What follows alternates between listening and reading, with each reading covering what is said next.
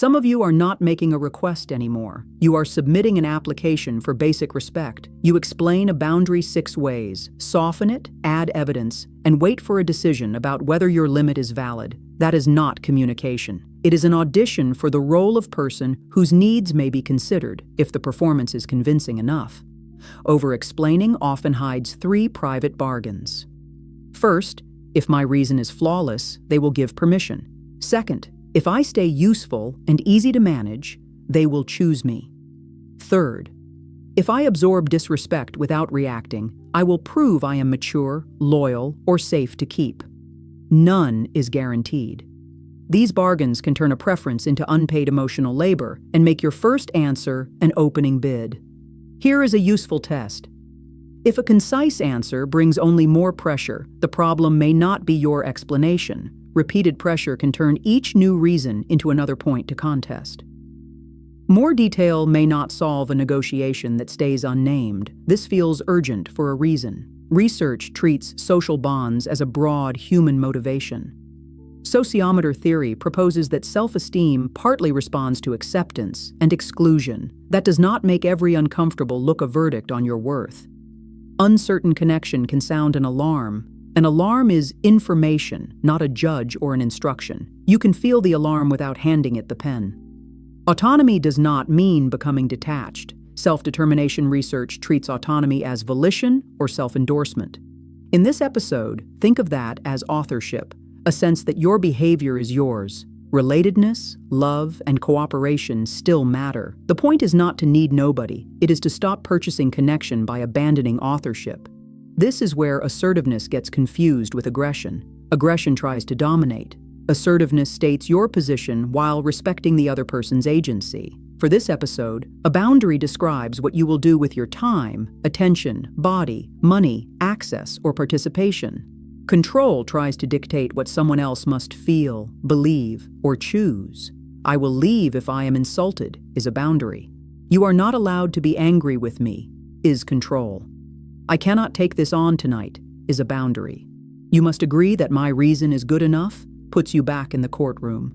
Safety changes the calculation. If someone has power over your housing, income, immigration status, physical safety, or access to care, confrontation may not be safe.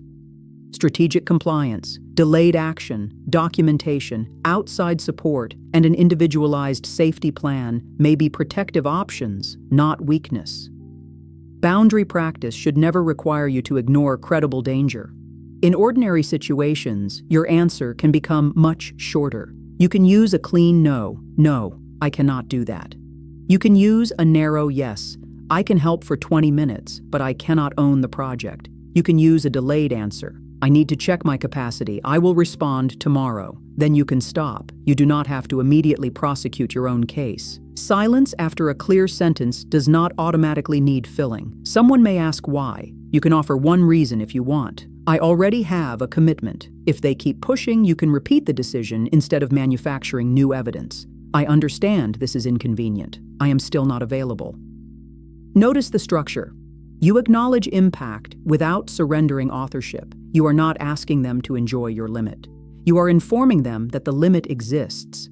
At home, this may mean refusing an unchosen family role. At work, it may mean naming what can be finished without volunteering for invisible labor. In a relationship, it may mean ending a conversation when contempt enters the room.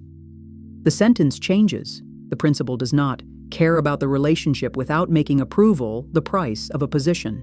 The hardest moment usually comes after the sentence, when guilt feels like proof.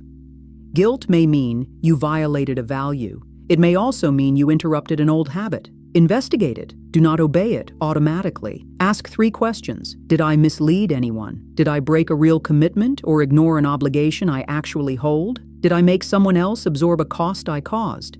If the answers are no, the discomfort may be the cost of changing a pattern, not evidence that the change is wrong. Make the response easier to retrieve with an if-then plan. Self-regulation research suggests that linking a cue to a specific action can help people follow through on intentions. So, if someone pressures me for an immediate answer, then I will say, I will get back to you tomorrow. If they reject my first no, then I will repeat it once without adding a new reason. If my body goes into alarm, then I will put both feet on the floor and wait 10 seconds before speaking. If the situation feels unsafe, then I will prioritize an individualized safety plan. Options may include delay, leaving, documentation, or trusted and qualified local support. Rehearse these lines before you need them. Under pressure, people often fall back on familiar language. Give yourself better familiar language. Stopping the appeal-proof performance does not make you cruel. It makes you more legible. The people around you receive a real answer instead of a performance designed to prevent every possible disappointment. Some people may prefer the performance. That is useful information. You are allowed to disappoint someone without turning yourself into a defendant. You are allowed to choose connection that does not require continuous self-erasure. And you are allowed to stop auditioning for access to your own life. Stop begging to be chosen. Start choosing what gets access.